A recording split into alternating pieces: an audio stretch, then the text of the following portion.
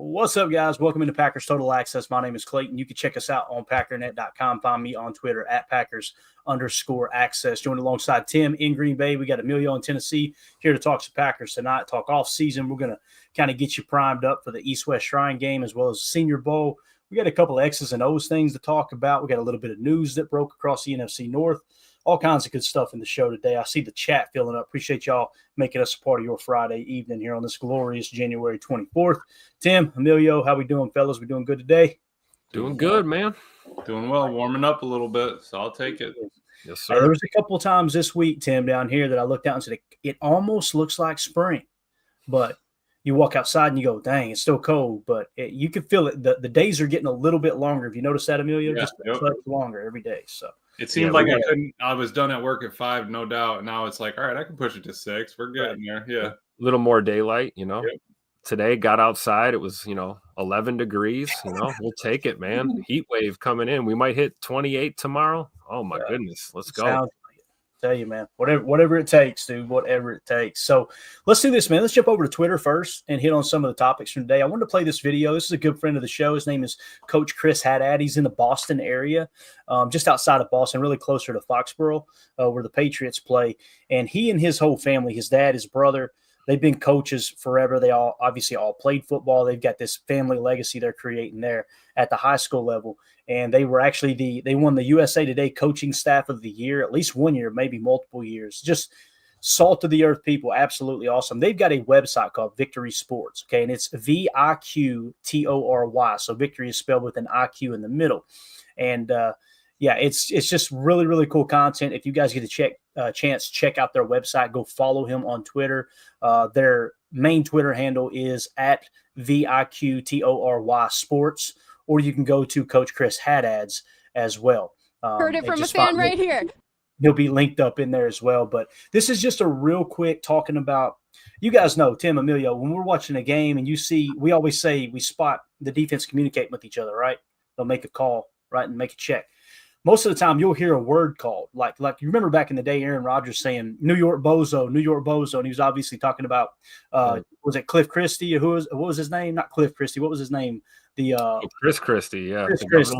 Yeah, he's seen the governor up in the box. Yeah, I remember all of them. We had Halle Berry. We had that for a while. Right. We had Yellow Wanda, all kinds of good code names. I love it.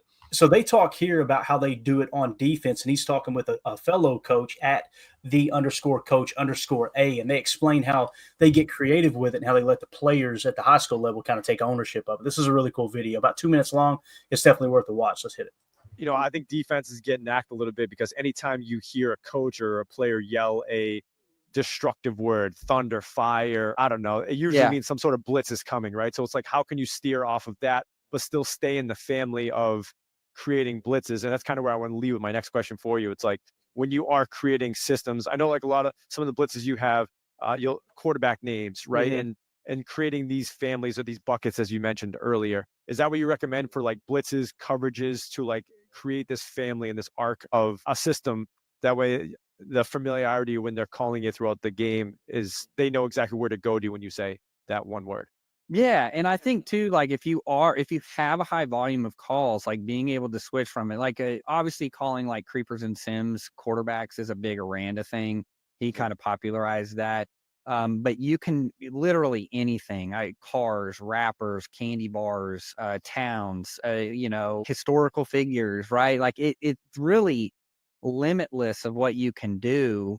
But what it is it just comes down to like, hey, when you hear this term, we're running this on the front end, we're running this on the back end. One of the good things is like in the Georgia system, weapons mean fire zones, right? So if we had scissors, we got spear, we got, a stab or knife or whatever you want to call it, the kids know we're running fire zone coverage. I just need to know what that correlates with that. I think another good way of doing it is like word association or letters.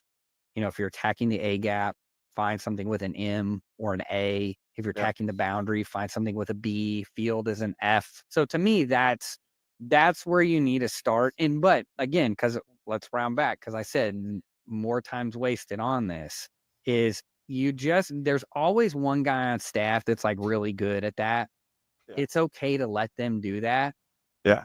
One thing that we've done at our school, which I love, is I'll designate like 3 kids, and they're our creative committee is what I always joke and call them. It's like take the 3 most creative kids that kind of think outside the box. It's like, hey, I want to create this fire zone pressure with this. How can we relate it? And then it's just a fun way to get those kids involved. Oh But yeah, I and call they them- have yeah. ownership of like for Exactly. real. Every time we It's such an important thing there to allow the players on a team to take ownership of stuff, right? And I think Aaron Rodgers said it forever, like the best teams in the NFL are player led, right?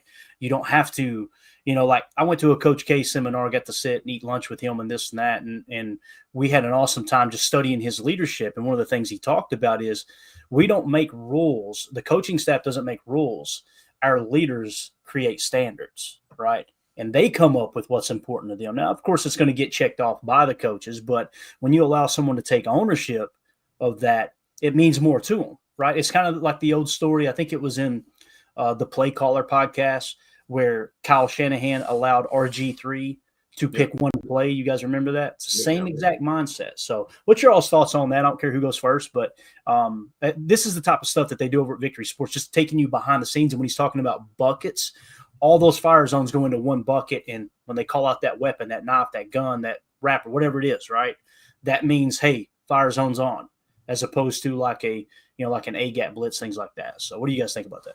I think it's great because if the players are taking ownership, it should, get rid of some of those communication issues right off the bat, right? If you're calling a code word, everyone hears the code word, everyone agreed on it, came up with it, they know what it means. There should be no second guessing, no miscues, nothing. You already know what the set is. I think that's great. And it's so huge because, it's player led and player defined, which means you're going to get player driven results. That's what you're looking for on the field. Coach can be screaming in the headset or screaming from the sidelines all he wants. We can be holding up the personnel cards and doing hand signals and all of that. But if the players have their own names and the coaches correlate it to what they're calling, man, it's going to make communication a lot easier out there, I think, at all levels, not just in the pros, but any level of football, really. Communication is key, and they're going to have fun with it. Like you said, in high school, you're calling that out. You're probably messing with your buddies in class, going in the hallway, calling out different fire zone blitzes, all that different stuff. But yeah, you know what you're doing. You know where you have to go, and then it gives you a couple options. If you're in a pinch, then you have maybe your green dot backer. If I don't even know if they have that now, but in high school. But you can call your plays out. You have a couple of things that you can fall back on. It's just like calling an audible in Madden. You only get 4 when you're out there in your play set. It's not like you can go through your whole playbook and get into something different. You got to have a couple, hammers that you can go to right away. Definitely. Yep. It's huge, man. It's absolutely huge. We got a few people in the comments asking how the doctor went and this and that. We're good, guys. I appreciate y'all asking. I don't want to tie up the show with it, but thank you guys for asking and your concern. We're getting answers, and everything's going to be good, man. We're all good. So I appreciate y'all asking for sure. Some people don't even know what they're talking about. They're going, oh, what happened? Clayton, get his ass kicked out there in the street in Tennessee somewhere or something. What happened? But now we're good. Everything's good. So let's see here. I did a series of tweets earlier this morning. I don't mean to laugh, but Tim was in the room here in the virtual whatever studio as I came up with this idea, and he went, oh, Clayton. He was like, I know how this is going to go. He knew I was going to get raked over the coals because I was setting some people up. So I'm going to try to show you guys the origin of this, okay? If you'll remember yesterday, we put out a poll question that said, would you trade this year's second-round pick and next year's third-round pick for Max Crosby? And it was unanimous. Everybody said, absolutely, yes. All right, so cool. And this was on Twitter, of course. So today I told Tim I was going to do this. And again, Tim was just like, he could see this train was going to wreck. And I'm steering it. And I'm like, hey. I'm glad I got the first comment in, though. Right, exactly. Exactly. So here's what I asked. 2 more poll questions. I said, would you trade Jaden Reed and Tucker Kraft for Max Crosby? Well, it's totally flipped. It's a 90.4% no. All right.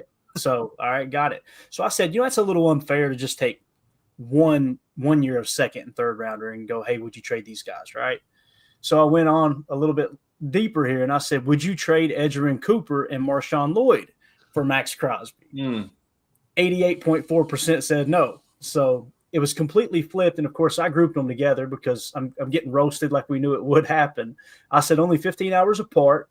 That energy changed real quick. The point is, if you're willing to trade a second and third round pick for Crosby, you're willing to trade 2 of these most recent second and third round picks for him. Jaden Reed was a second rounder. Tucker Kraft was a third rounder. Edgerrin Cooper was a second rounder. Marshawn Lloyd is a third rounder. And again, it's not to say you guys are wrong for voting that way. It's just to put it into perspective because as fans, we look at draft picks like they're unproven. It could be a complete bust. That's true. But you've got to use the information at hand. What were the most recent value you got at those picks to determine, is it truly worth it? What's crazy is I got roasted because they think I'm saying trade Jaden Reed and trade Tucker Kraft for Max Crosby. And you guys know I said no to the second and third round pick going to it, right? So I want to get your all's thoughts on that. It's not surprising, the results, but again, Tim seen my eyes light up when I said, I think I'm going to do this. I'm going to put the team out. So, I mean, that's the whole point of the exercise, right? It's not about the specific players. It's like you never know who those draft picks are going to be, you know, and are you willing to auction off, you know, future draft capital, future franchise capital for, I mean, let's be honest, you know, Crosby's a proven asset in the NFL, right? We're not talking about a bad player here.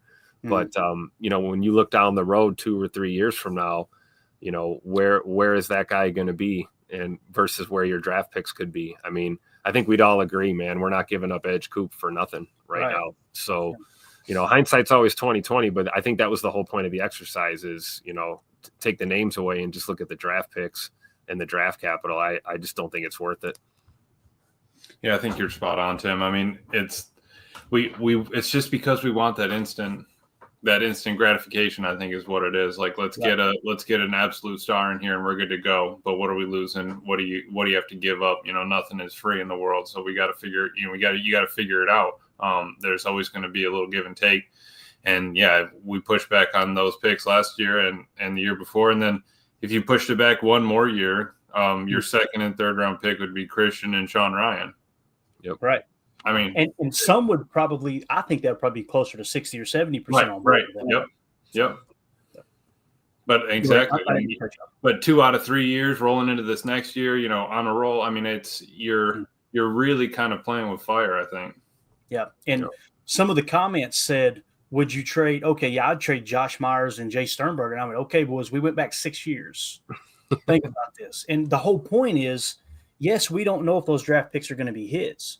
But what you're using, they said I was cherry picking the players. I'm going, no, you're cherry picking going back 5 or 6 years to go, see, this would have worked out. And that's just, we would have missed on those players if we had done this type of trade last year. Yeah, you would have gotten someone like a Max Crosby. And again, if you're okay with that, I'm not saying you're wrong and I'm right. I'm just simply saying that's the real conversation we're having. It's just different philosophy, right? Right. Exactly. I mean, Crosby could come here and ball out for 2 years and then he's gone. Then what? You know? Exactly. And let's go to the chat real quick. I want to see what everybody's saying. Josh Martin said, well, you're comparing, let me get Emilio back on the screen here. Well, you're comparing trading a second and a third unknown players for known players. Yes, I'll trade a second and a third pick, unknown players for a known elite edge. Right. But again, these are the players, the type of players you're landing with those picks. We can't just ignore. I'm not going to, you can do whatever you want. Everybody can do whatever they want. I'm not telling anybody how to think here. I'm saying this is how my mind looks at it, is like, if we would have pulled a trigger on a trade like this last year, we would have missed out on Edgerrin Cooper, right? And who we say Marshawn Lloyd this year, right? If we'd done it the year before, we would have missed out on Jaden Reed and Tucker Kraft. Or Luke. But in terms of this year's draft, we just spent time, you know, kind of looking at the board. A lot of the value is in the second and third round. You know, we talked about this possibly trading back and getting more value in those, you know, second, third, and fourth round picks. I mean, if you give that up, where does that leave us? You know? You know who else was a second round pick? Elton Jenkins. See, that's another one that came to mind, but I didn't want to be the hypocrite that goes back 8 years or whatever it was, right? Because it's a little strange to go back that far and go, well, this would have worked. Yeah, you're right. And then you're just going to chase it, you know, down a rabbit hole forever. It's just, you were just trying to bring to light the point. Right, exactly. For the point to lie, right? Milltown Corey, you're not always guaranteed to get good draft picks, though, Clayton. Again, no one's saying that, Corey. No one's saying you're guaranteed to get the draft picks, right? Yeah. Now, You're guaranteed to get nothing if you trade him away. Right. And let me flip it on you. You're guaranteed to miss out on Cooper Kupp, or I'm sorry, not Cooper Kupp, but Edgerrin Cooper, right? If we had pulled this trade last year, we're guaranteed to have missed out on Edgerrin Cooper. And I don't think anybody would say, yeah, we'll give up Edgerrin Cooper for Max Crosby. At least I'm not. I'm not on that train, right? It says because some of Goody's older second and third round picks weren't so good, right? Older. And again, someone mentions right here, I think this is a great point. Brambo says, okay, then trade the first for Crosby. That right? makes more sense. It does. Straight up. Let's go. First round pick. Bring Max here. Let's go. Because the recency bias in all of us as fans, myself included, is, okay, would you trade LVM for Max Crosby? Hell yeah. And look, I like LVM. I think he's going to be a good player. Right. But let's be real here. Max Crosby, at this point in his career, is a much better edge defender than that. Now, what's really funny is if you peel it back another layer, the Raiders fans jumped into that conversation. They were like, you're absolutely crazy if you think we're giving up Max Crosby for a second and third. It's going to take multiple firsts. And now I'm like, boy, I don't have time to have this conversation. Right? It goes multi-layered.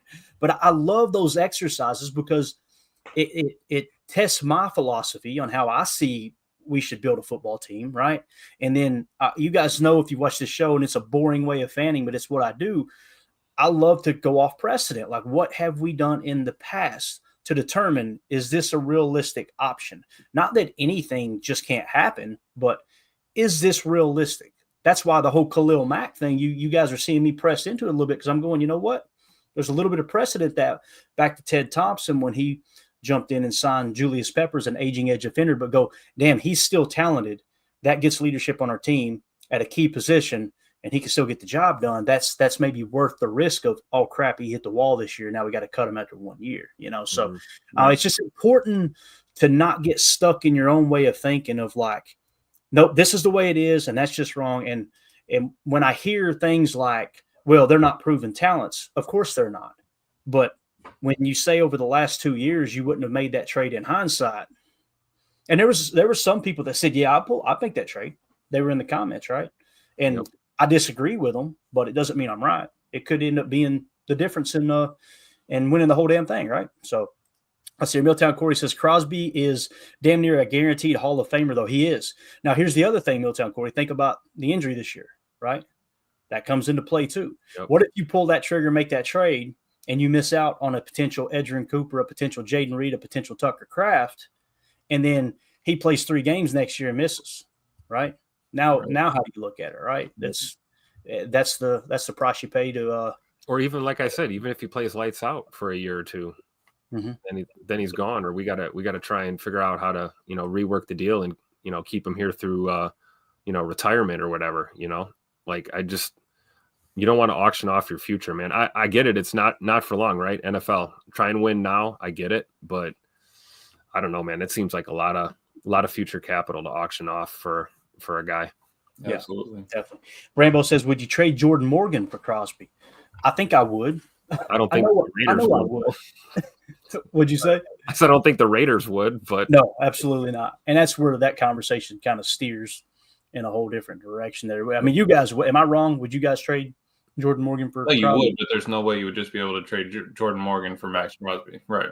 right. And I think what Brambo's saying is if we upped it from a second and a third to a first, that would kind of be the closest comp, right? Is you would have been trading Jordan Morgan. Right. Exactly. Yep. Right. And then it's one step forward, one step back, right? Because then now your O-line gets you lose a little depth on your O-line in the future. And then, okay, defensive front looks better at edge, but for how long? Right. And that's why I'm team trade back. Like, get out of the first, get a bunch of these picks gathered up, second, third, fourth, where Goody has just absolutely annihilated the draft. And it takes you out of that mindset of we've got to draft the physical freak in the first round, right? Because of the potential upside. And you're just kind of going more off of, hey, you got this group of players that are kind of grouped together. And here's the other thing. I think it's a real issue that a first round pick kind of feels like think of LVN. And I'm not saying he's resting on his laurels. I think LVN had a better year this year than most people give him credit for. And I think he's going to improve next year. That's my opinion, just based off what we've seen on the tape. But if you look at it from a standpoint of he got drafted number 13, do you think he's coming in with a chip on his shoulder? He ain't, right? A player that thinks he's going in the first and drops to the second or third. Oh, they're coming in pissed off. You're going to get Right. the best. Yep. Right? So it's human nature. So again, I want to have these type of conversations in the off season because it's important to kind of look at these topics from all different angles. And I know there's going to be people that are rude in the comments. That's why Tim was going, Clayton, don't do this. It's going to happen, right? And you just gotta let people show you who they are, block them, and move on, right? If you don't want to have a conversation because we disagree, even though we didn't even disagree, that's what's hilarious about it. Then probably not a good follow for either of us. So I thought it was cool, good little conversation. Any other thoughts on that? I'm about burned out on talking potential trades, to be honest with you. The only other one I will mention that people did mention in the comments was trade Jair straight up for Max Crosby. Again, I don't think the Raiders do that trade. I don't either. But if they would, yeah, give it to me, right? So you guys agree with that? You would trade Josh straight up for Max? I would if they were going to entertain it. They I don't probably know. want Ja and a pick. You Right. know? If it was straight up, if it was just player for player, I probably would pull that trigger. Yeah. Got it. Good Yep. stuff. All right, let's keep it moving here. Jake Shavik in the house. Good to see you, man. He says, a good point, Clayton, which is why the interview process also matters with these guys too, and we unfortunately don't have them. Yeah, see, that's the big thing is like we don't get that information. That's the big miss that we get is we'll call ourselves like Michael Lombardi called himself growing up a draft Nick, right? These guys trying to figure out the NFL draft every year. That's the most important aspect. Like I was reading the thing on Chevelle Martin, right? Cornerback. Yep. East ECU. Carolina. Yep.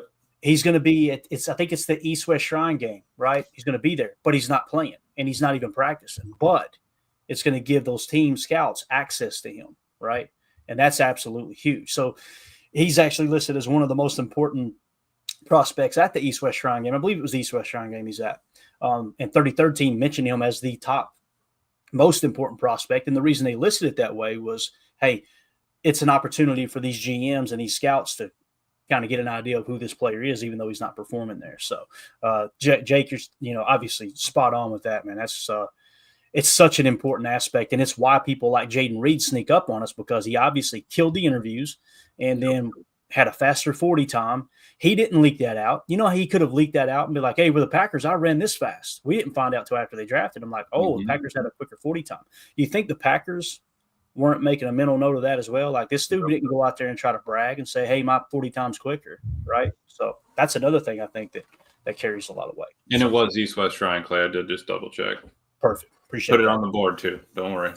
Here's one of the comments. Getting it updated as we go. Good deal, man. Here was one. I love it. Emilio's in the draft board right now, adding information while we're doing a live show. It's just absolutely awesome. Technology, man. This was one of the responses. It says, ever heard of a bird in the hand is worth two in the bush? And I said, this is a family program. Anyway, let's see. Y'all trade. Oh yeah, this was another funny comment. Somebody responded with this. And I had to quote tweet. He said, "We trade Reed. Y'all trade me as well."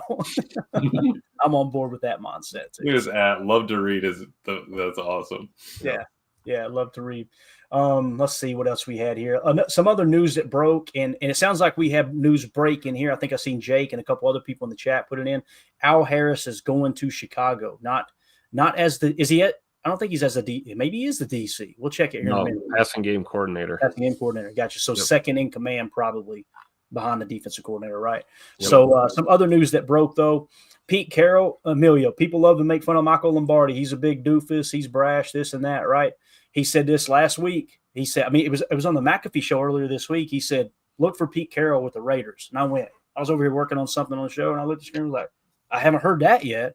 Bang, here it is. That snap. Yeah. He said, I heard a little birdie told me. Yeah, that's crazy though. I mean, good. And then 5 minutes after this broke, we got Russell Wilson is the answer for the Raiders at quarterback. Right. Didn't wait long. So Adam Schefter reports just in Pete Carroll and the Raiders now have reached agreement on a 3-year deal with a 4th-year team option. Sources tell ESPN. Another veteran, legendary coach has returned. I think this could be a good move. Get a guy who's won a Super Bowl, right, in there and kind of implement a culture with the Raiders. Mm-hmm. And the reason Lombardi thought this was going to happen, he specified on that McAfee interview, he said, Tom Brady is involved with the process. he's looking for people like this, while other people are trying to find the next young, flashy play caller. They understand a play calling coach isn't going to come in there and turn that thing around. You've got a culture problem. Right. And it's mainly because Bookpack, what's his name? Al Davis's boy. We need to get that picture back. Remember the dude that wears the backpack everywhere? What's his name? Al Davis's son. God, what's his name? His name is hitting me. I can see his bowl haircut right now. Anyway, that birth control haircut. The old self haircut. Yeah, exactly. Anyway, you step aside, let Pete Carroll and whoever take over, get football people in place. There it is, Mark Davis. Thank you for that, Brambo. Reestablish the culture, and then, like it said, 3-year deal with a 4th-year team option. You get a little culture established, and then you want to step into another, whether it's a coordinator in-house, let them take over after 3 years because Pete Carroll is getting older. I kind of like the move. I think it's a safe move. You know what I mean? It's kind of a safe move. He brings that energy. He's going to bring that fire. I mean, he still had energy going up and down the sideline when he left. I mean, it's not like in that itch, I'm sure it doesn't leave. You saw Bill come back into it. Pete's coming back. Why would you not want somebody with that kind of knowledge and energy? Like you said, you always forget about Tom Brady in the background there, kind of throwing in 25 cents, not two. I mean, that dude's putting in input, I'm sure, across the board. Yeah, definitely. Tim, anything else to add to old Pete Carroll here, man? The ageless wonder. He's 73. Like Respect Orange says, looks good at 73. I completely agree. They say he's still in the building shooting basketball and everything when he was with Seattle. So that's awesome. Yeah, I barely got out of bed this morning at 42. You know what I mean? Doing a lot of the throwing drills too with the players too. You see him out there on the field just tossing the ball around. Right. Honestly, I think this is what the Raiders tried years ago when they brought Gruden back. They had that whole debacle with John Gruden, and they ousted him basically. But they were looking for an established veteran coach to reset the culture. Mm-hmm. And ever since that debacle, it's been, all hell has broken loose in that organization. So I think Brady's probably onto something if this was him pushing for this hire, because now at the very least, the Raiders have a stable veteran head coach. And for a fact that team's going to compete next year, just based on the fact that Pete Carroll's going to have those guys ready to play. You can say what you want about him. He's a hell of a coach. He'll go down as one of the all-time greats, both in the college game and in the pro game. And you have to respect that. And I think that sets the tone. Young player, old player, veteran, everything in between, it doesn't matter. You got to change the culture if you want to get guys, focused on winning. And I think it starts from the top, right? An organization's only as good as its leadership. Yep. Yeah, and obviously Spytek got hired to be the general manager there. Now, we had some other news that broke. I'm going to try to get it on the screen here. I'm trying to find this. Yeah, here it is. Al Harris has agreed to terms with the Bears to join incoming head coach Ben Johnson as the team's passing game coordinator 2025. So that was from Patrick Walker, voice of the Star, looks like who's reporting it there. So I'm assuming that's legit. I guess it is. But let's see. Let me get back, drop this down, make sure we don't get any copyright stuff. The other thing I was going to mention, since we were talking coaches, if I can get to it, where's it at? I know I posted it here. Anyway, Antoine Randall was the big one I wanted to talk about too. The Bears are working to finalize a deal to make former Lions wide receiver Antoine Randall their new assistant head coach, wide receiver coach, per source. Okay, so he's not the OC. I thought he was going to be the OC. So he's going to be the wide receiver coach, right? But he's going to be the assistant head coach. We talked about that's a technical promotion, right? So that's interesting. What do you guys think about that? We talked about how Antoine Randall might be next in line, right? For OC. I didn't tweet it wrong. I was ignorant when I tweeted it, but I didn't put in there that he's going to be the OC in Chicago. So we're good. We don't have to that tweet. What do you guys think about that, man? Antoine Randall, the Lions are getting picked apart, boys. Yeah, that's what Josh Martin was saying there. Antoine Randall leaving Detroit to Bears, become Bears assistant. Lions lose another, fans meltdown. I mean, that's just absolutely perfect. Anything you can ask for. There was another one I saw. It was like, it was a Bears fan talking about how every team's okay and then how much he just hates the Lions. So it's, it works out for both squads. Congrats to Antoine Randall. But like you said, thinking that he would have got that OC shot, assistant head coach, I guess, looks better, but who's going to be the OC for the Bears is that kind of next question. Where's he going to plug from next? Well, we all know who's calling the plays, though. Get ready to go. You got that right. You know, and I wonder if they had conversations, right? You know, Ben Johnson probably was on the text thread with Antoine Randall, and you know, hey, you want to come over to Chicago with me? You know how this goes in this league, coaching circles. Clearly, he likes what he sees down there with Ben Johnson, so he's following suit. I don't know what that means for the balance of power in the North, but if Detroit takes a step back because of this, I'm all for it. You know. Yeah, absolutely. So some other news that kind of broke it. It's not huge news because we kind of expected it, right? Luke Getsy is expected to land back on the Packers coaching staff in some capacity, but perhaps there's room for Slowik too, as LaFleur looks to replace retiring quarterback coach Tom Clement. So earlier, Rob Demovsky had tweeted out, Green Bay native is out in Houston, wrote about him and his dad, a former Packers assistant coach earlier this season. Also, he overlapped with Packers coach Matt LaFleur in Washington. So it says a Houston shakeup. Bobby Slowik is out as the Texans offensive coordinator per sources. In the span of 1 year, Slowik went from being a hot head coaching candidate to now looking for work. And this is one of the reasons why Lions fans do not need to be roasting Ben Johnson, even though he is one of the oddest human beings I've ever heard speak behind a microphone. But if something goes wrong with that offense, you can go from being, hey, this is the next great head coach in the league, to not even getting a job offer. And that's what happened with Slowik. He's actually out of a job. Last year, people were talking like, wow, look at this Houston offense. You know what I'm saying, Emilio? It's like all it takes is 1 year and things have changed. So I understand why Ben Johnson said, I'm not waiting. I'm getting out of here. 10, right. 13 year. I mean, and he already had wrote it out one more year this year. Honestly, like weren't they talking about it last year almost, that he was going to be kind of that next head coach in line, and it didn't happen. Then you get one more year, you lose it in the end. And yeah, like you said, it's crazy how fast you can just lose one year. It's either you want him to stay there for a couple of years, get a baseline, get going, or it's one and done, get out of here. You didn't get enough production. But again, just wanting that immediate change. Yeah, for sure. Fred McFarley says, breaking, Bears just hired Lions assistant quarterback coach as their quarterback coach. So this is the whole point of talking about this, Tim. Our boy Matt LaFleur, he gets criticized a lot. I feel like he does. He's never in the running for coach of the year, right? He's always got a top 10 offense. He's got one of the highest winning percentage in the history of the NFL, right? To me, he checks all the boxes. We just got to get over the hump. And I don't think you're going to get over that hump until you stop being the youngest team in the league. That's just me personally. You need some veteran leadership in here.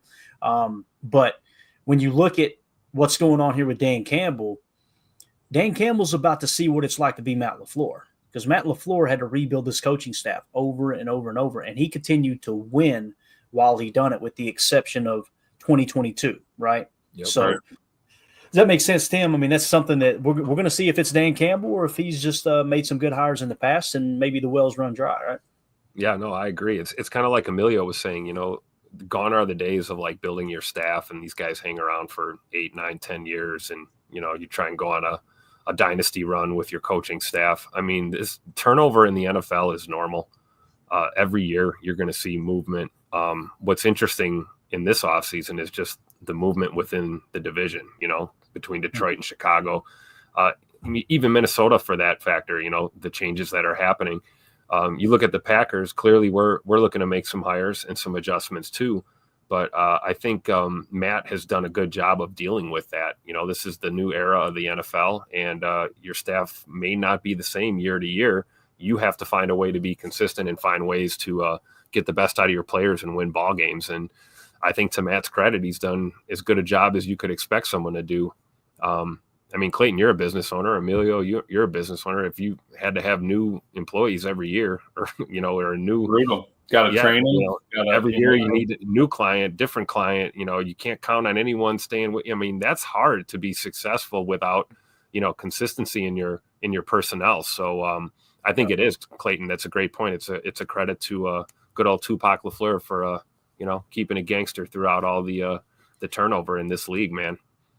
I just so heard Ice Cube's voice. Keep it gangster, y'all. Keep it gangster. Gangster. So anyway, we're going back. back a little bit there for sure. So anything else you guys want to hit on here with the Bobby Slowick and obviously the Luke Getsy? And I know there's some fans that don't like Luke Getsy. It's amazing the Bears are laughing at it, going, "You bring in Luke Getsy, he was horrible." It's like, everybody's horrible with you, bub. He did fine up here. He was quarterback coach, and Aaron Rodgers won a couple MVPs, right? If I remember correctly, at least one of them under him. So let's stop pretending like you guys aren't the ones running these coaches. So yep. It is what it is. All right, let me see. Let me get this on the screen. I want to hit on something. A good listener, a loyal listener of the show, been a big supporter of us. We want to give him a shout out here. He had this tweet. I don't think we've hit this yet. You guys correct me if I'm wrong, but our Aaron Rodgers, not the Aaron Rodgers, put this out and said, "My off-season plan." We haven't hit this, have we, guys? No. Okay, No. cool.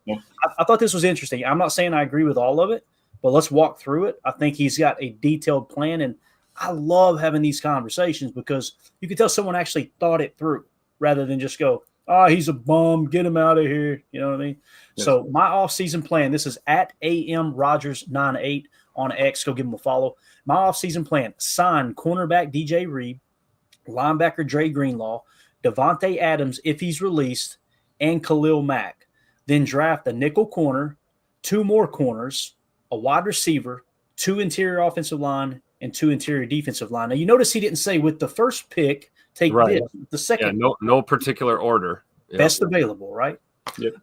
I like this game plan. I don't see a whole lot wrong with it. He's got some pictures we'll click on in a second. I just want to get your all's take on the skeleton, the structure of this game plan right here. What do you guys think about that? That's an aggressive plan there in free agency. I like it. I think I'd be fine with almost half of it. I'm still on the Devontae Adams, Khalil Mack train, but I don't mind the Dre Greenlaw sign if he comes back from that ankle in good shape. And DJ Reed wouldn't be terrible either. So I'm not mad at that, but I'd probably cut it in half. And for the draft, I really like it. Maybe a little bit, you're kind of spreading it out. It's kind of hard to find just a specific nickel corner. So 3 corners might be a little tough. But I'm not mad at it. We definitely want to bolster the line. We need a couple shots at it. I agree with that. I think 2 corners and a safety that can play the slot, play in the nickel. We see that in the draft. There's a handful of safeties out there that can play down in the nickel. So I think that's a great game plan. But I'm with you, man. It's Tay and Khalil Mack at the top of the wish list for free agents. If in fact Tay does get released, time will tell. But I'm with Aaron on this one, man. This looks good. It's like Emilio said, a little adventurous, a little aggressive, but that's what you got to do sometimes in this league, man. You got to go out there and get your guys, And here's the other thing, like there's going to be some people that respond to this and go, "We don't have enough cap for that." So as it sits right now, you've really got about 25 to 30 million in cap. That's after the, accounting for some operating money, 5 to 7 million, and after the current draft class as it sits right now, as those cap hits are pretty much slotted in, right? On top of that, so let's say you got 30 million, right? Let's call it 25 million for easy math. With restructure possibilities, you got anywhere from 32 million to 64 million there. Okay. So keep that in mind. That's with those restructures. So here's what I'm talking about. Rashawn Gary, somewhere between 7 to 15 million you can get out of restructuring his contract, right? Jair Alexander, 8 to 16, although we talked about post June 1, you can free up like 17 million, okay, if you wanted to just cut him outright. Jordan Love, 5 to 11 million roughly. Elton Jenkins, 5 to 11 million. Xavier McKinney, 5 to 11. Kenny Clark, 3 to 7. And Josh Jacobs, 2 to 5. So you're looking, you can free up another 40 million like that if you wanted to. I'm not saying they should, but you tack that on with the current operating money that you have, you could go in there with some restructure and go, okay, and you just have to allocate it. That's just what you got to allocate to this year. You can structure these to where, like they did with Xavier McKinney, like they did with Josh Jacobs, where it's a lot cap hit early, and then later on down the road, obviously it picks up. So like a DJ Reed, if you got him for 10 million per, and I'm not saying you should, I'm just throwing numbers out. That's 10 million per. Let's say Dre Greenlaw's 10 million per on average. Devontae Adams, let's say you got that 30 down to 15, right? You're now at what, 35 million? And then Khalil Mack, let's say he says, no, I want 20 million per. That's 55 million right there, right? Yeah. And again, that doesn't mean that it's going to be front loaded to where the biggest cap hits on the front side. You've got a little bit of maneuverability with the way the rest of these restructure possibilities sit. This is possible. The question is, would it get you over the hump? I'm not as big on DJ Reed as someone like Emilio and other people. I know that's kind of your guy, Emilio. Khalil's my guy. Okay, gotcha. So I'm just saying DJ Reed from a cornerback standpoint. Yeah, I mean, yeah, he's not a bad cornerback, but I'm saying I wouldn't. He's not the free agent.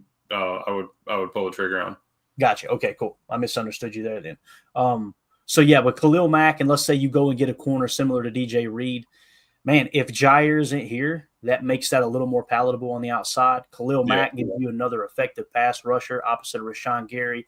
LVN imagine that rotation now. Holy cow, right? I always land back on like the fact that I feel like the offense fell short when we were in these, the games, right? I mean, our defense didn't do terrible. I would love Khalil Mack, but I'm saying I feel like we need just a little spark on that O. That's where I feel like the Tay or a veteran receiver, DK. I know other people talk like all those options. That may be a little bit more of what I'm leaning. Because I'm not mad at how the defense played going into the end of the year. Right. And Brambo mentions the cap's going up 20 million more. We don't know the exact number yet, but keep in mind these numbers have what they're projecting it to go up already figured in. Okay. So it's not like there's going to be another 20 million. All that's already kind of accounted for through Spot Track. So there's that. Tim, anything else you want to add to this? Obviously, that interior defensive line is my big thing there. You're probably going to want to try to make that work in the first and second round to get at least one guy in those first two rounds to try to shore up that interior defensive line. I love that people are finally coming around on TJ Slaton now, too. We talked about it, was it 3-4 weeks ago? And we were hitting on TJ Slaton going, man, this dude's got a better quarterback pressure rate than Kenny Clark. He's got a way higher run stop rate than Kenny Clark, and they both played predominantly one tech all year long. We showed the tape the other night. Tim, I'm okay with this, man. I'm on board with it. Yeah, me too. And I'm with you on the interior, D line and O line for that matter. We got to get, bigger and better and faster and stronger and younger and in the trenches. I mean, that's what we got to do. And, that's why my first reaction to Aaron's tweet here was like, oh, I'd put interior D line and O line at the top of the list. And then it's like, well, you realize this is not in any order. This is just ideas that he's coming up with in the draft. That's right. So, I mean, really, there's nothing to disagree with here. I think he's spot on. I mean, we can take our picks with the free agent acquisitions, we all have our favorites, but I agree, man, that interior D line's got to improve. And I think you go to the draft, but you also need to make sure you keep TJ Slaton in Green Bay, at least for another couple years. Yeah, definitely. All right. That's going to do it for hour one. For those of you listening on the pod, we'll see you on the other side for hour two. We appreciate y'all. All right, welcome in hour two. Let's switch topics here to a little Jayden Reed conversation, if that's good with you boys. Someone else put another statistic out here, and there's people that jump in, of course, when you throw it up on Twitter, and they say he's not Sterling Sharp. Nobody's saying he is. We're just drawing a few comparisons here statistically. Everybody, calm down. Pro Football Hall of Fame. It's at PFHOFAMBA something. Go give him a follow. You type that in. I promise you'll find this guy. All right? He said Jayden Reed at Packers wide receiver had a team-leading 857 yards this season. Reed has led the Packers in receiving yards in each of his first two seasons in the NFL, the first to do so with the team since Sterling Sharp in 88 and 89. Here's a guy. I'm not saying that he's Sterling Sharp. They're obviously built way different. But when you do something like that the first 2 years in the league, and you even took a step forward, people are saying he took a step backwards this year, and it's just not true. Like, he improved in every statistical category other than touchdowns, where he had 2 fewer. He had like 20 fewer targets, or maybe it was 40 fewer targets.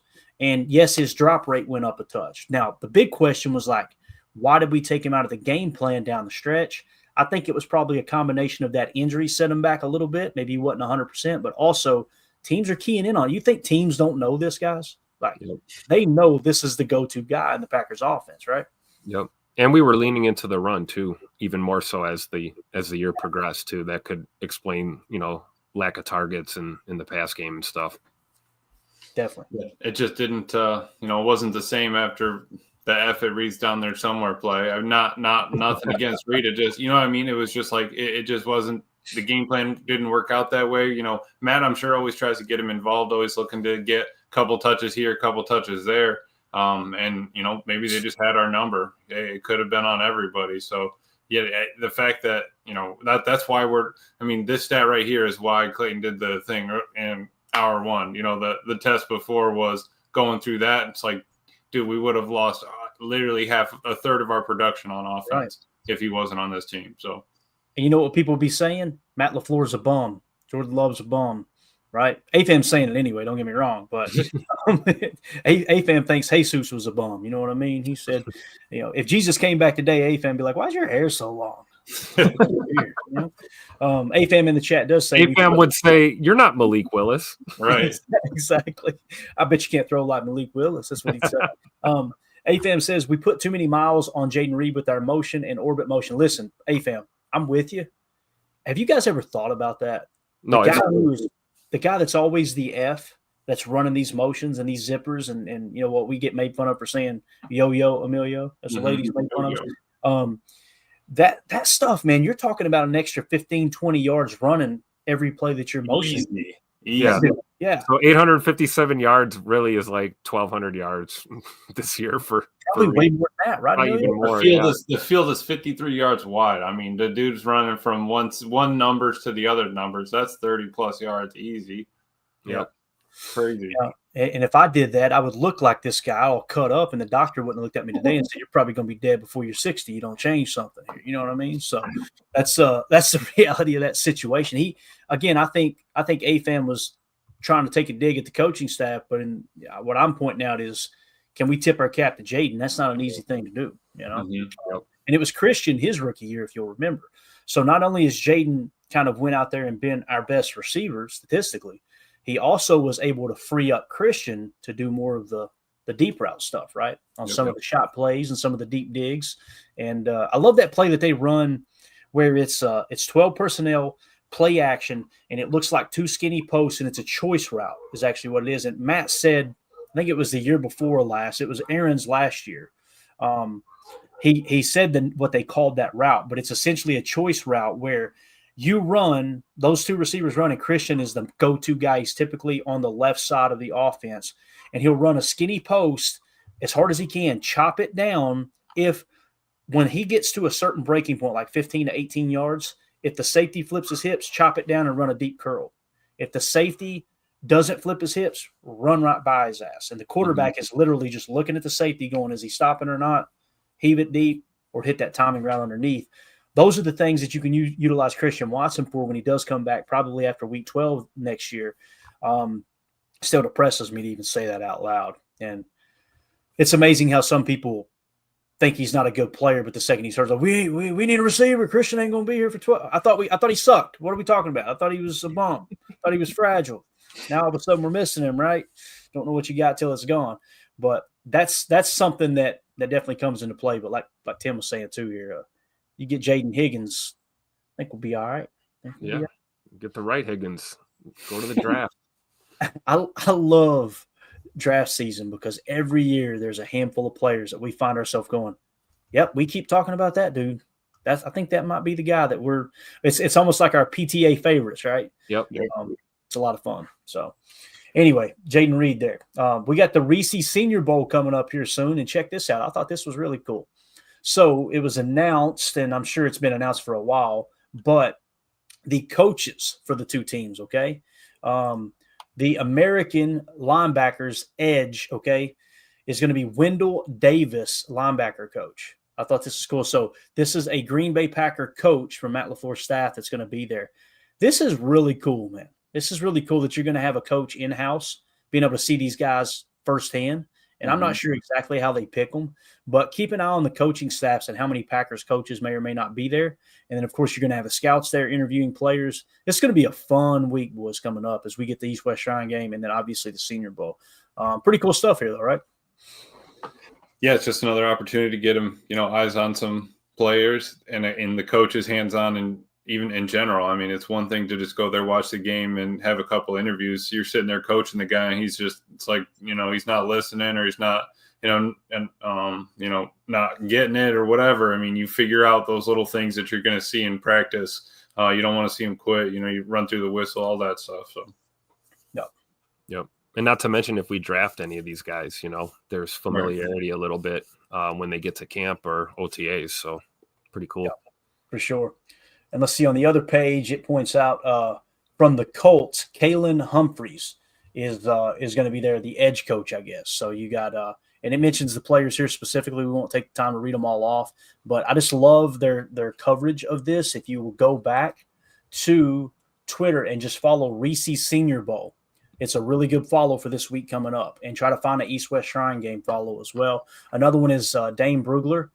Make sure you're following him on Twitter. He covers this stuff very, very extensively. So, and we're going to be doing a live watch party come next Saturday in the afternoon for the Reese Senior Bowl. It's going to be a lot of fun. We'll also be live Thursday before for the East-West Shrine game, because we just go live at that time anyway. So we'll be bringing you some updates from that. It's going to be a lot of fun. So there is that. Let's go to the chat real quick. Earlier, Fred McFarley says, DK Metcalf, what he does well, deep routes, we need. What he doesn't do well, in breakers, we won't ask him to do. Hawks looking to unload him. There's been a lot of talk about DK. DK's a dude, I'd be okay with getting him for the right price. I just don't know what that price might be, right? He fits that bill for that dude that can stretch the defense, right? No doubt about it. For sure. Tell DK he can have all the bags of Skittles he wants, man. Isn't that wild? Anything he wants. Let's just get him, the big family-sized bags of Skittles, get him hooked up. That'll be an incentive-laden contract, 10 bags of Skittles for every tutter or something. Yep. Give him a bonus. I mean, it's crazy to see a dude that looks like that playing at this level that literally lives off of candy. It's crazy. Yeah. What I think of DK, I think of that one, I don't know who it was, maybe a Saints corner. Somebody tried to come across as he ran a slant, and the dude just tried to level him, and DK just stood up the whole time. And the guy's laying on the ground, like trying to catch his breath. I mean, he's just, looking down at him. Dude is a physical freak, and he's not afraid to throw his body around. And if he wants to block, hey, more welcome to the team, Yeah, absolutely.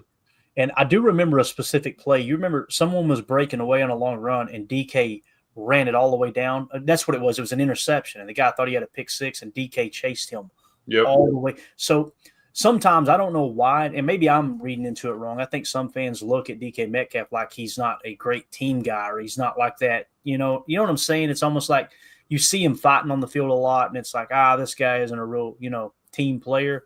I think it's quite the opposite. He's willing to get out there and block. He's willing to get physical. You got to control the temper, but when you're built like that and you're just a big old boy at wide receiver, of course, you got these 5'10" corners chirping at you. You're going to smack them in the mouth occasionally just to put them back in check, right? So, and winning fixes everything, Clay. You know that. Oh, it absolutely does, no doubt. J. Cole says, it shocks me how many fans want to trade for Pickens, not taking into account the character aspect of the player. Yeah, Pickens is one of those dudes that specific draft, man, you've seen the talent, but there was just so many different instances where he got into it in college. Like, I think he spit in somebody's face, a coach's face or something at one point. Like, you cannot act surprised. You can be disappointed, but I'm not allowing anyone to act surprised that Pickens has turned into kind of a dirtbag in the league, right? It's just like he's constantly getting into it on the field and just doing stupid things like that. Of course, we'll never forget his draft reaction when he got picked by the Steelers. That was just absolutely hilarious. We need that screen grab again. But, I don't want anybody like Pickens on my football team. I don't know how you guys feel.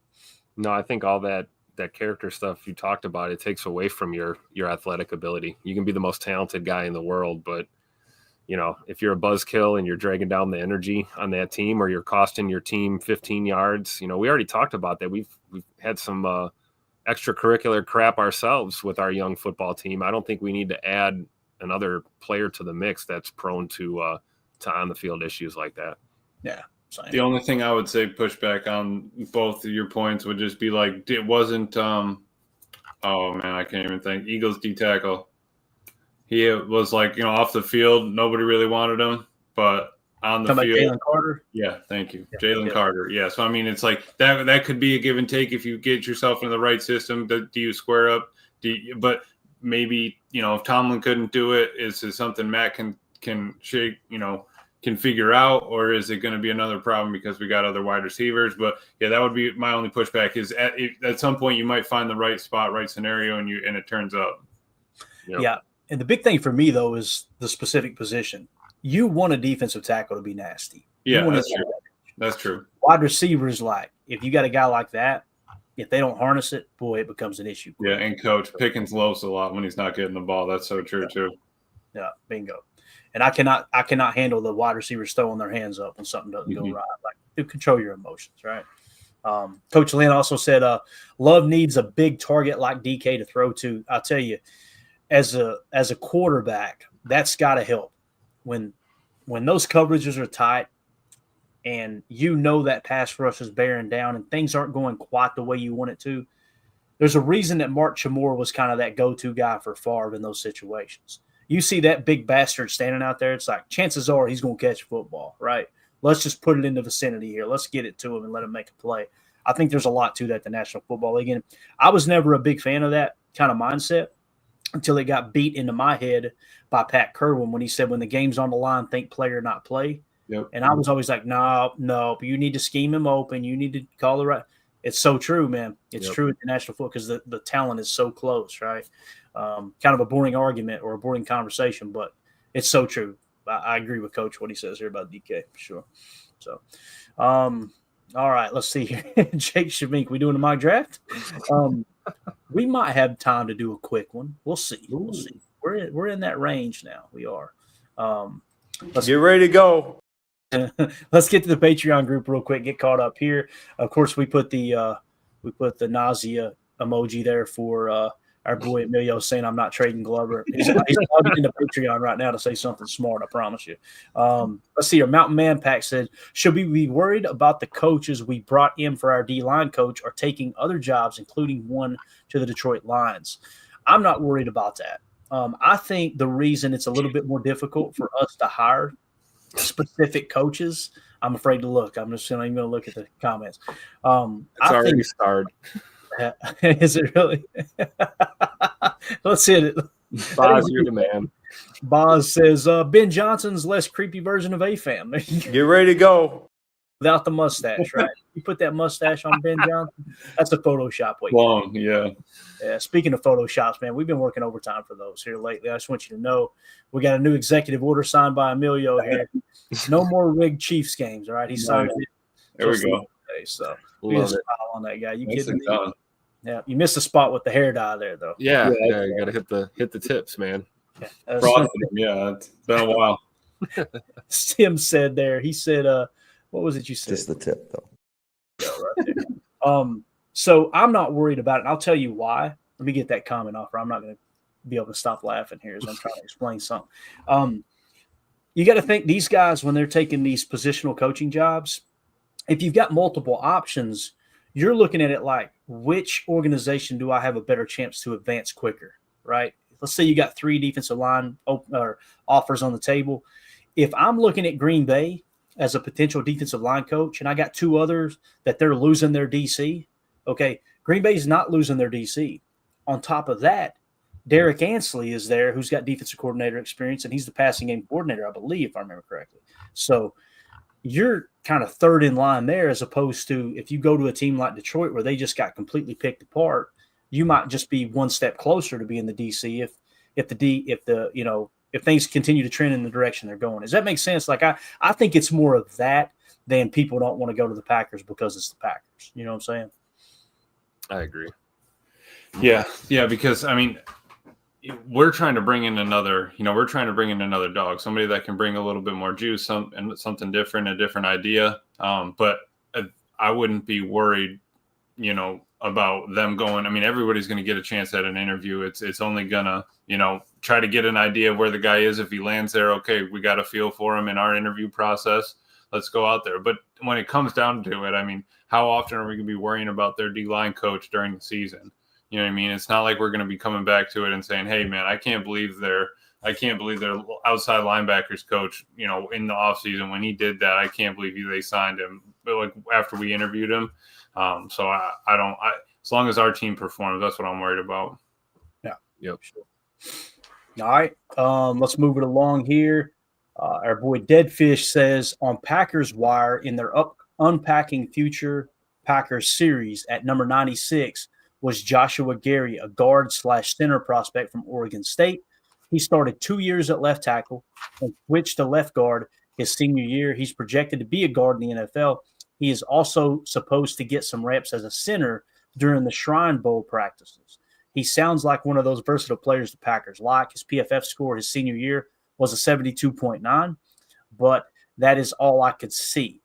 If you get a chance, could you show his full PFF page during one of your next shows? I may not be there live, but I'll eventually see it. Appreciate you, Deadfish. Let's see if we can pull that up for him real quick. Let me jump over to PFF. Give me just a second. If you guys would read that name to me one more time. Joshua Gray, I believe. Gray. I think it's Gray, not Gary. Gotcha. Joshua Gray. Let me see. Let's go to the big board. Oregon State. Yeah. And he's a guard. Might be listed as a left guard, but like Deadfish is saying, played left tackle. Could probably play either guard position and then obviously center too. Yeah, I think we got him here. Let me get him back on the screen. Let me get this down. Give me just a second. Let's drop that. Emilio, you got anything on him? I don't know. Well, he's probably stepped away. He stepped away. He had to wash the car blood. Yeah. Oh, the car the alarm went off. Cats tripped it, so I had to go shut it up. Who are we pulling up? We're doing a Joshua. What'd you say? You said it was Gray. I believe it's Gray. Yeah, there he is, right there. Yep. Joshua Gray. If you want to see where he's at on our board right now, he's probably fairly low, I would imagine. Although, if we include his 2022 grade, Emilio, he's probably going to be pretty decent. So here's what we've got. O-line. They got him listed as a guard, but I think he's played snaps multiple positions, it sounds like. So here's what PFF has him. They've got him in the 268 spot right now. 6'4", 310. PFF grades 79.4, 67.6, 72.9. So there's a little bit of consistency there, obviously. He played best in 2022. Let's see where his snaps were in 2022. I'd be eager to see that. 2022, he was a left tackle, so he played his best ball according to PFF at left tackle. 2023 left tackle, and then this year he jumped to left guard. Now they're saying on Packers Wire, if I'm understanding Deadfish correctly, on Packers Wire they're saying that he's got some versatility. He's going to play a little center at the Shrine Bowl, or the Shrine game, East West Shrine game. So put a V next to his name. Exactly. He looks like on our board he would be 20th. Of interior O lineman. Gotcha. 20th. Hold up, not 20th overall. No. 20th in our interior lineman pool out of 50. Where would he be if you were to sort the average now? And I know it's nowhere near finished. Where would he be on the average? 157. Okay, so the reason I mentioned that or asked that question, PFF's got him 268 on their big board. Yeah, we've got him much higher, don't we? Much higher. Yeah, correct. And college consensus had him at 276 when I did it. But what's helping him on ours is PFF of 22. Bingo. He was a 29th best in 2022, so that's really helping him on ours. And he is a redshirt senior, so age is going to come into play there as well, right? Correct. So yep. Hopefully that answers. Go ahead, Tim. I was going to say I like taking a look at him and seriously considering drafting him if he's, available. I'm not saying we move up or to get him or anything, but, left tackle, left guard, and center, that's really intriguing if you're talking about kicking Elton to center. Now you've got depth, at left guard behind Jordan Morgan if they move him there. And if not, then you've got depth behind Rasheed Walker at left tackle. You've got another option there on your O-line. So it's kind of like a two birds with one stone scenario with a guy like this. Obviously, you don't anticipate that he's going to just come in and take the league by storm. But if you're talking about a developmental guy or a project kind of player to add some depth to your O-line, I think you can do a lot worse than Josh Gray for sure. Yeah, I agree. All right, good stuff from Deadfish there. Let's go back. You have one more question. I'm not going to put it back on the screen. I'll go ahead and read it. It says, if Tim likes Jaden Higgins, I think he's really going to like Savion Williams from TCU. 6'5", 225 pounds, 4.45 speed, has also played some running back. Check out his highlight tape. So if you would, Emilio, tell me where we got Savion as it sits right now. And I'm going to pull up both of them boys from TCU because Jack Beck looks good too. There's two receiver prospects out of TCU, but Savion Williams for sure. I've seen some tape. I'm familiar with the game. Deadfish is spot on. He's on my short list here of receivers for sure. Looks like he would be our 11th best receiver, and his average would be a 107.5. Okay. So is that where he would rank 107 on the board right now? Correct. Yeah. Overall. Okay. Yeah. Okay. But our 20th best receiver in that ranking. Got it. So we've got him much lower than PFF's big board has him right now. They've got him in the 49 spot. And then if we go consensus big board, wide receiver wise and overall, they have Savion Williams in the 75 spot. He peaked at 67. So again, our board is going to be changing a lot of talk. But Braden in the house says, now I'm ready to go. Savion talk. There you go. All right. What's hurting Savion is that 23 grade. He was Yep. 219th. That's what's hurting him. More important in the chat, AFAM says Bob's favorite TV personality is Guy Fieri. And then Boz came back and said AFAM is a poor man's Magnum PI. Love the rivalry in there. Just a little friendly banter, that's all. So that's all the Patreon questions. We hit those. Shout out to everybody in there. Appreciate y'all being a part of that awesome community. If you want to join, scan the QR code in the upper right. That's in your patreon.com/Packer Fan Total Access. Going to be giving away an autographed Dorsey Levens jersey, white away jersey from pristineauctions.com. Got the tag of authenticity, all that good stuff. Just a way for us to give back to those who are supporting the channel. Just make sure you're a member of one of the 3 tiers in there, and that'll get you access to all the chats. Really, really cool coming. Love seeing that coming together for sure. There was something else I wanted to hit on. Oh, we had to do a mock draft. We're at 106. I got a note here, a reminder note. Did we? Oh man, I remember you guys were talking about that too. 33rd team, Clay. Do you guys Shrine team article? Yes, sir. All right, we can't do both. Oh, okay. Well, I just wanted to make sure I reminded you. Hey, that boy, Tim. You held up your end of the bargain, Tim. I did my job. Yep. I want to give it time because I want to hit on them a little bit and be able to kind of cross check where they're ranked. Essentially what you're talking about is the Shrine Game article, right? Like here's 10 prospects. Yep. Why don't we do that in the morning, Tim? Are we good with that? Yeah, that's cool. Perfect. That way, because Emilio won't be in here and it'll be less people talking. We'll be able to actually get something done. We get more done when I'm not here. That's the problem. Well, I always feel bad when we've got multiple hosts and I'm just reading the entire time and you guys are there like, what the hell? And then I'm over here just babbling on about Jaden Higgins all day. Let's do this. Let's do a quick mock draft. All right.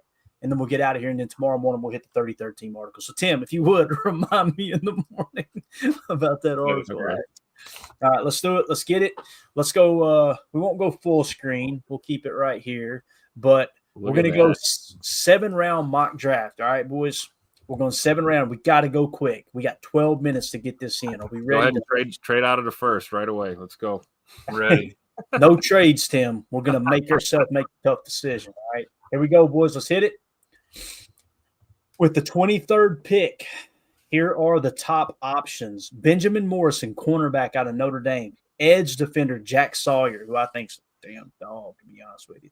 Omarion Hampton, halfback out of North Carolina. Nick Scourton, edge defender out of Texas A&M. And defensive lineman Tyleik Williams. You guys know where I want to look first, and that's defensive line. Let's see who's available here. We got Tyleik Williams out of Ohio State, TJ Sanders out of South Carolina, Walter Nolan, defensive lineman out of Ole Miss, one of my guys, Omar Norman Lott out of Tennessee, Alfred Collins, Tim, Neon Walker sitting there. We can look at any position.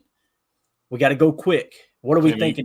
Tim, you take round one. No, don't put this all on me. Don't put it all on me, man. I trust me. I'll say I don't mind Jack Sawyer at all, and I don't mind Tyleik so far. I haven't dove into Nick yet. I haven't seen that. Jack Sawyer's a dog. Where's he at on our board? If you were to sort by average, Emilio, he is our 8th best prospect, just behind James Pierce at edge. 8th overall or edge? 8th overall and 2nd in edge. And he would be 21 as an average. Lord have mercy. That's tough. That would be a steal if we could get him there. I mean, that would be a steal. It feels like a no-brainer. It really does. Even though you guys know I would rather have a 3-tech over edge. This is how PFF sees it. If we just went 3-tech and edge, They're saying Jack Sawyer is the best, and the first three tech would be Tyleek Williams, then Walter Nolan. I'm going Williams or Nolan with this pick. You would? Yep. Over Jack. All right, we got to vote on it then. Tim's going Walter Nolan. Emilio, who would you go with, man? I'd have to say Jack right now, just being a steal. But we do need a 3-tech, but I'm going to say Jack. I think I'm with you, Emilio, and I've been talking 3-tech this whole time. It's just the value. And if that's in there, I feel like I got Sawyer. Pick Sawyer. Let's see if we can get a 3-tech with the next pick. That's a good point, right? If we do take Sawyer, we might find ourselves. Might be able to get my boy Deion Walker.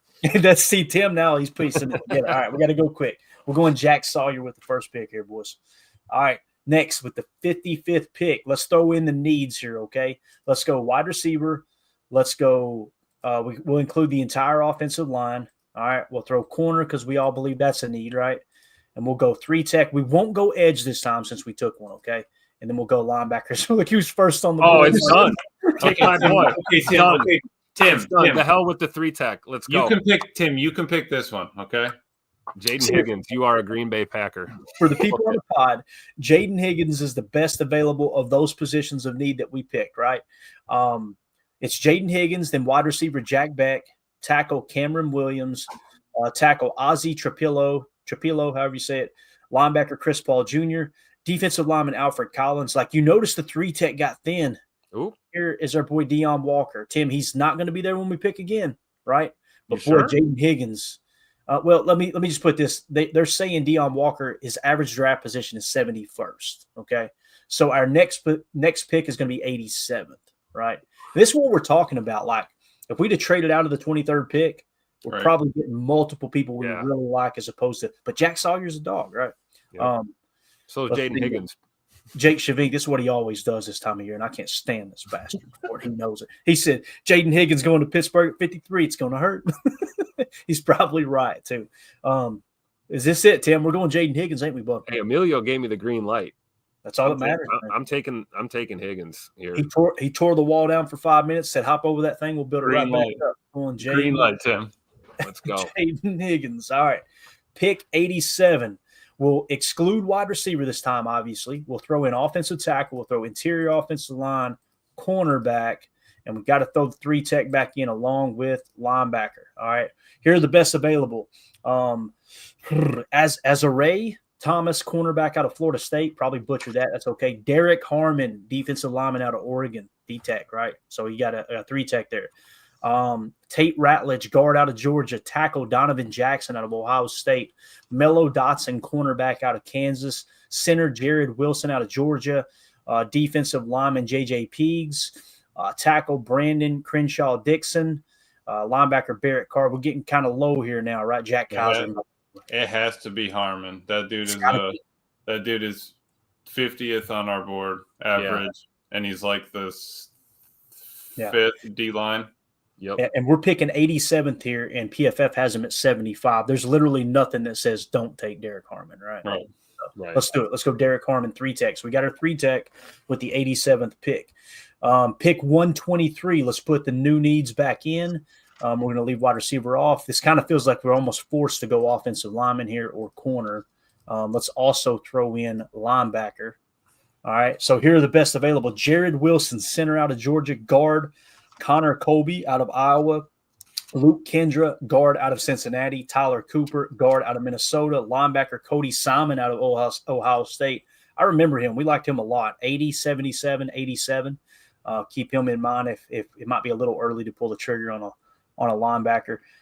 Cody Lindenberg, linebacker out of Minnesota, cornerback Denzel Burke out of Ohio State. Emilio, any of these grab your attention from our board, man? Like, see, Jared Wilson. Got a lot of choices. Connor Colby and Luke Kendra are versatile. They're not just strictly guards. Food for thought. Got it. Can you click on Jared Wilson real quick? Yeah, absolutely. Jared Wilson, 64, 70, and 79. Played center this year, played center last year, and then didn't play a whole lot. Didn't play a whole lot the last 2 years, other than 2024, he played 810 snaps at center. Gotcha. Okay. Everything looks good other than the gap grade, to be honest with you. Looks pretty solid. I wouldn't be like crazy opposed to that. You've Is seen Tyler Cooper from Minnesota. He's available. He's actually higher than our boy Wilson there, and our boy Colby as well on our board. Tyler Cooper would be 120. Wilson would be 143, and Colby would be 155. Interesting. All right, and he's got some versatility. He played left guard. He's played right guard. He played right tackle 5 snaps, not a whole lot, but he just had to kick over there for a touch. Played left tackle 3 snaps. I mean, he's mostly a swing guard right now. Think about where are we at offensively with our offensive line. Where did we have a problem this year in the last game? Bingo. As soon as we realized Travis Glover can't play football. Okay, that's not fair. You're throwing again. I'm joking. That's not fair. I'm joking. I know. This kind of makes sense, doesn't it, Tyler? And look at how consistent he is. I mean, dude's 70 plus for 3 years in a row. That's not easy to do in college. Definitely. And when you think about it, AFAM says, leave Travis alone. Thank you, AFAM. Yeah, this I would be on board with this. Listen, we could dig for 30 minutes and probably find a better prospect. That makes sense. But on the surface, I think this might be a good pick here. Let's do it. Let's get us a little depth at interior offensive line. I think it's pretty much set now. If we approach this way, we don't sign Dowman in free agency. Oh, I didn't see Kendra's there. I'm sorry to do this, Clay. Kendra, our boy Kendra on our board, 76. Thank you. So he's higher? Yeah. Oh, yeah. He is much. He's like half. Yeah. All right. He's a right guard predominantly, so he doesn't have as much versatility, but that's true. He's going to have to play. Here's the thing, too, though. You got to learn today. He's going to learn today. Sean Ryan and Jordan Morgan can both play left guard, right? So it might be one of those things that if he has to come in, you're moving 2 pieces. So where's he at on our board in comparison to Tyler Cooper here? Yeah. So Kendra is 76.6. Cooper is actually 120.5. This is we're going Kendra. Let's do Kendra here, right? And Cody Simon probably going to have a pretty decent grade. He's average pick is 147th. Kendra is going 119, so this makes sense. We're going Kendra, right? Yep. All right, let's do it. So we got our interior offensive line we've been talking about needing for some depth, right? Look who's still there, Jared Wilson. So glad we get to take him, right? All right, let's go needs again. What do you guys think the needs would be? Corner. Oh, my God. Yeah, we've neglected corner, haven't we? Oh, just like we always do. Corner and safety, yeah. Let's go corner and linebacker. Is that cool with you guys? Because we're going to have probably 2 holes on the roster, the active roster there for linebacker. Jay Higgins, our boy. This is like my favorite linebacker. 60. He is our best. Yeah, he's our best linebacker. 80.5. Well, that's an easy pick. Pick him. Best available, right? And the rest of these are, at the top is linebackers, right? Yep. So what have we neglected? We've neglected corner, haven't we? Hard. Yeah. Yeah, but we might not be necessarily going to the draft for a corner, right? Where's this cat at right here, Emilio? I'm too stupid to say his name. Davidson Igbenson. Let's see. He is. Hold on. Take your time there. I'll find a couple other corners. So I just want to make sure we're not overlooking a couple studs just because PFF disagrees, Let's see. Yeah, because the only other one I have, he was a corner, right? Yeah, yes. He is 700 or 278 on our board. Mm-hmm. He went back to school, Jake Shavink said.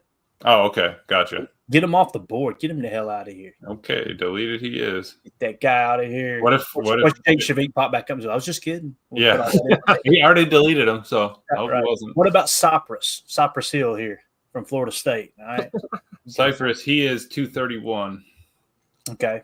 Nothing right home about at the moment, right? No, I honestly think it's Jay Higgins or nobody because he is 80th. That's our best. He is our number 1 linebacker on the board and available. Kobe Bryant coming up, right?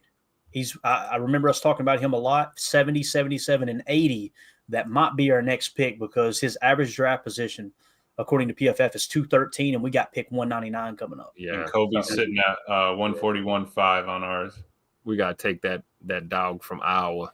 Mm-hmm. All right, we're doing it. Jay Higgins, linebacker from Iowa. I'm liking this draft, boys. It just sucks about corner, right? But Jared Wilson is still there.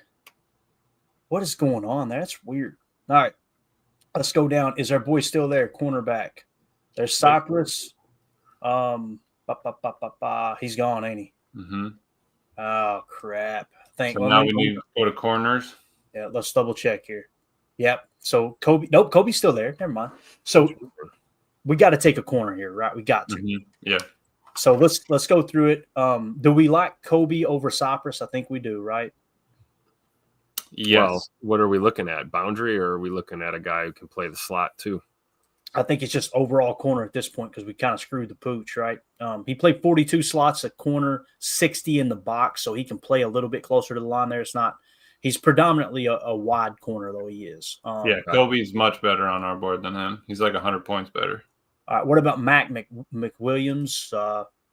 Kobe's probably better than him too, I would imagine. Yeah, Kobe and Fentrell's better than Mac. Okay, so Kobe's the best corner available here out of this group, right? That is correct. Yep. Does anybody disagree with this pick? It's pick. He's projected to go 213. If we're going to get him, we got to do it now because our next pick's 251. Take him. Let's do it. Yeah, the only one that would be close would be Jabbar Muhammad. He would be the only one that I would push back on. They're close. Jabbar's 157 and Kobe's 140.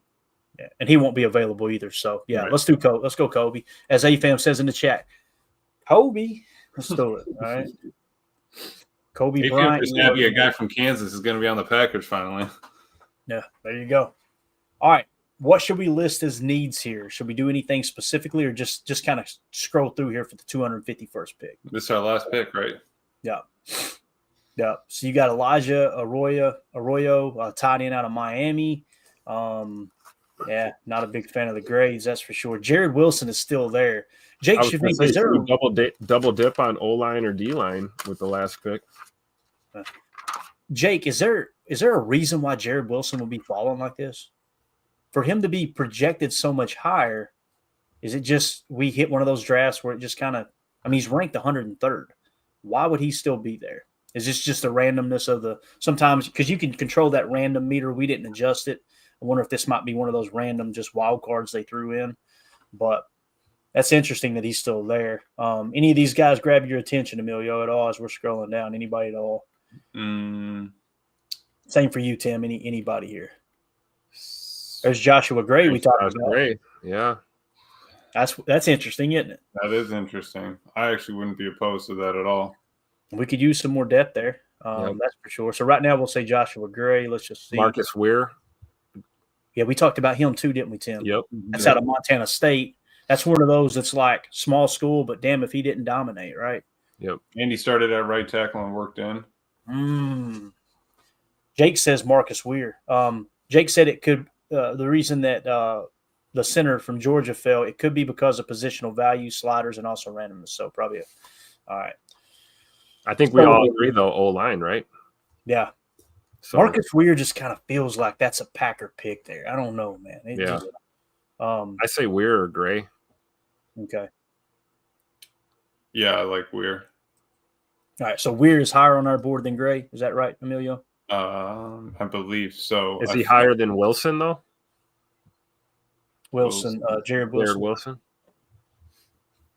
Yeah, that's what we're coming down to is these three picks right here. Jared Wilson, Joshua Gray, or Marcus Weir. Of course, Jared Wilson is 143. Joshua Gray is 157.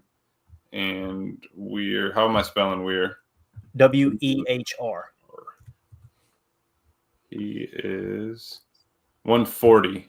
So he's actually above Jared Wilson by 2 points. We're doing it. We're pulling the trigger. So Jake's right. Let's do it. Take Marcus Weir.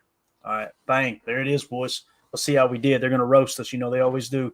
Boom. Roasted. EFF gave us B+. We'll take it. Better than I did in school. You know what I'm saying? Yeah. All right. Yeah, so we got with the 23rd pick, edge defender Jack Sawyer.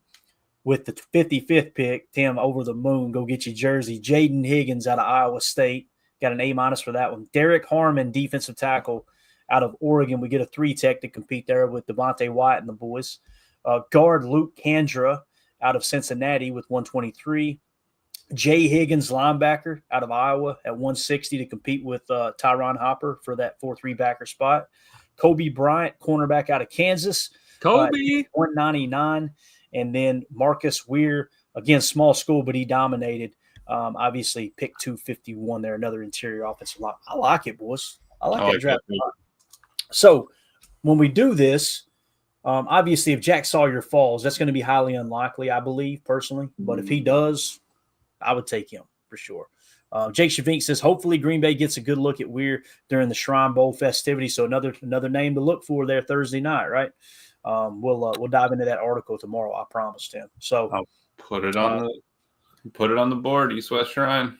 I'm gonna go ahead and save this as an image, and we'll recap this tomorrow too, whether it's the morning show or maybe later, just to kind of talk about how that fell into place. If I can find the screenshots now, I've done something to my PC where Emilio could push one button and go, Clayton, it's right here, dude. That's all it is. Calm down. But I'm just telling you right now, the screenshots are all of a sudden gone. Boy. Yeah, remind me, Tim, to find that tomorrow. Actually, found it now. Cool. I'm going to load that in the database. That way we got it for tomorrow morning. And, of course, because I had the Emilio Photoshop here, we don't have room for it. We got to prioritize here. You know what I'm saying? You can get rid of it. No, I'm hanging on to that one. You kidding me? That one's going right there with this one right here. You know what I'm saying? We ain't getting rid of either of those. That's the way that works. So what do you guys think about that mock draft we just did? Seriously. I liked it a lot. I'd like to possibly revisit this a month from now and see how we feel, because right now I feel like we knocked it out of the park, to be honest with you. Not bad for an early draft. It's crazy just where we were last year, and it felt like we were just picking smorgasbord because we had, 11, 12 picks. I mean, then we traded around, got extra ones. It was like playing Madden. But, this year you just got to stick and pick unless you can. I mean, if we didn't find that deal, if Jack wasn't there, I mean, I know we're not trading, but that's honestly the look, I think, as we kind of go through this. But there's just not a bunch of top end. I mean, like they always say, I think it's Lombardi or, they're always saying there's probably 10 to 15 blue chip talents max, per year, and then you're just kind of going on, feel and tape and everything else. So. And those are the people that I've studied, like the Bill Walshes, the Michael Lombardis, the Bill Belichick. So my mindset is like, if you're not getting one of the top tier guys, then give yourself multiple swings at the next couple tiers. You know what I mean? That's why I'm always team trade back, because you're forcing yourself to take someone like LVN who might have a ton of potential. As we said 1,000 times, he's a ball of clay. I'm sick of balls of clay. You know what I mean? Like, let's get multiple swings at really good football players and let that, as Macho Man said, cream rise to the top, right? That's where you're going to find your Edgerrin Coopers in the second round and your Jaden Reeds in the second round, your Tucker Crafts in the third. Like, I don't know. I feel like that's the safe way to go, but we know Goody is not going to do that, right? So, again, Jack Sawyer, Jaden Higgins, Derek Harmon, Luke Kandra, Jay Higgins, Kobe Bryant, and Marcus Weir. What did we not feel here? And we'll wrap up. What position did we not feel good Probably about? what Jake Cole's saying. He said, if this is a real draft, I just hope we address cornerback and free agency and Josh stayed with the team. Bingo. That's the reason I asked the question. Yeah. So with this particular draft here, we need to go out and get a cornerback in free agency or Josh stays. Yep. Right. And the reason we didn't double dip at corner probably is because, holy crap, Derek Harmon was on the board at 87. Bingo. And then we got, I think Marcus Weir at 251 was a great pick too.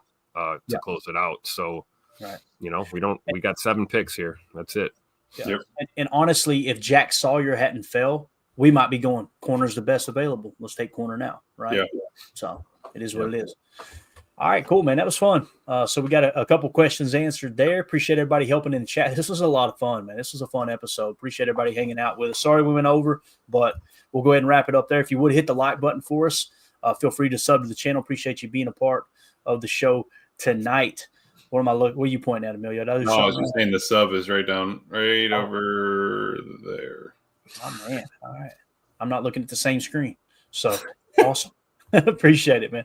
All right, boys. Thank y'all. Tim, we'll be back in the morning. Good morning, Lambeau. We'll dive into a little recap of that. We'll hit that article, get everybody ready for the East West Shrine game coming up next week. Everybody have a great day. Again, thank you for the thoughts and prayers for the doctor's visit. You guys are awesome. And we'll see y'all tomorrow. And we go. We're out. Bye, guys.